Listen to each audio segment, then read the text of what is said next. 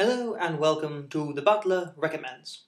Though it might not be the most exciting programme on television, I do believe that the news is the most important. In my philosophy, ignorance is the root of all evil, and the intended role of the news is to make all of us just that little bit more informed. We can get our news from the broadsheet newspapers, many still get theirs from the wireless, and in the 21st century we have the World Wide Web. And it seems that the most respected news still comes from television. So, in order for me to recommend the best news for you, I've decided to do a little scientific experiment between the #1 news network in England and the #1 news network in the United States of America. The Butler Recommends TV News, BBC or Fox. In England we have BBC News, and in the States, the Fox News channel. So let's have a look at our checklist of the 4 things TV news needs. Number 1, truthfulness. BBC, what do you have? The US Army bombed southern Iraq. The ground invasion followed almost immediately. Yes, I can confirm that that is true. And Fox News, truthfulness. We didn't invade Iraq. I'm pretty sure you did. So for truthfulness, it seems point goes to the BBC. Number 2, unbiased programming. So this time let's start with Fox. Let me see if I can ask the room a question. This is sort of what it really boils down to. Everybody raise your hand. Who's going to vote for McCain? Who's going to vote for Obama?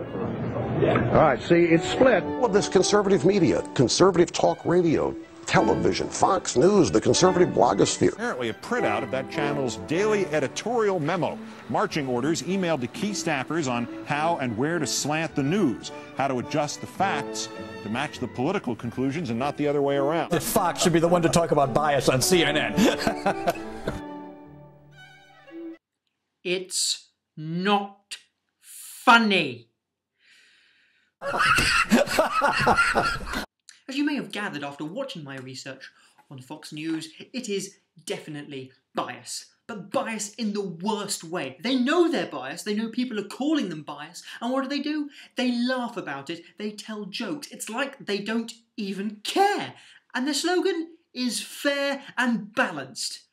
Now it's tricky talking about bias with the BBC, as there are some laws in place to stop the BBC being biased, especially when it comes to political matters.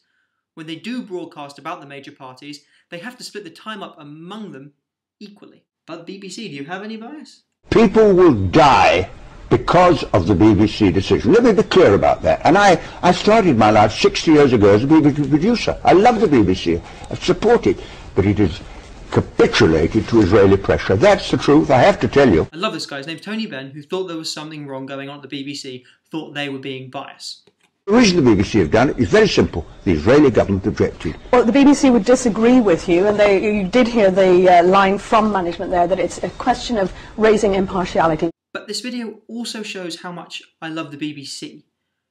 Instead of ignoring this man, or just laughing him off, they bring him on the show. They have what I can only describe as a fair and balanced debate. And it's great to watch, and it's great news. And the BBC defends their position. They don't think they're being biased, but they don't mind explaining it to people who think they are. Point goes to the BBC. Number 3, being appropriately objective. What I mean by this is being emotionally detached, whilst not losing one's humanity and compassion, managing to remain objective. The test I'm going to do for this one is play 2 promos, one from BBC and one from Fox News. These were both the most emotionally charged promos I could find.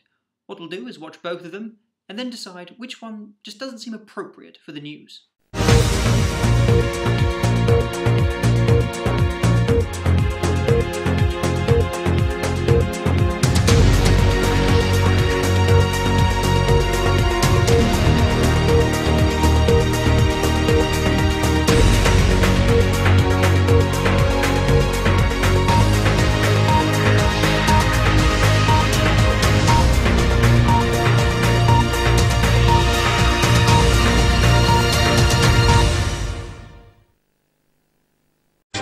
You know, many in Washington, left and right, want to convince you that they're the solution. I happen to believe that them being the solution is the problem.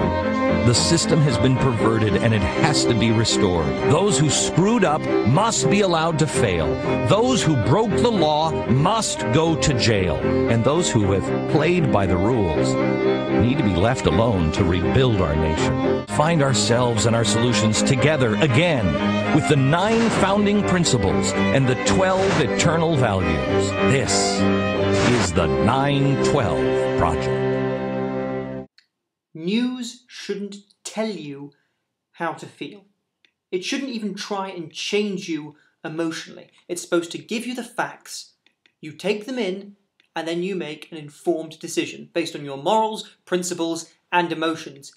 It's not the news's job to give them to you. Point goes to the BBC. Again. And finally, number 4. Having honourable motives. And I think it's here where we do put the final nail in the coffin that is Fox News. It's a news organisation that's primary goal is making money, and it does it very, very well. But it does it by not being a news channel. It does it by appealing to the lowest common denominator. What makes people scared? What makes people angry? And to me, that sounds a bit more like rallying than reporting. The BBC makes its money through a licence fee. If you're on a TV, you pay your fee, all that money goes to the BBC. So they don't have to worry about turning a profit. Their sole goal, their moral compass, is to make good news. So, that's the end of the experiment. Time for the recommendations. And the Butler's recommendation? Watch the BBC.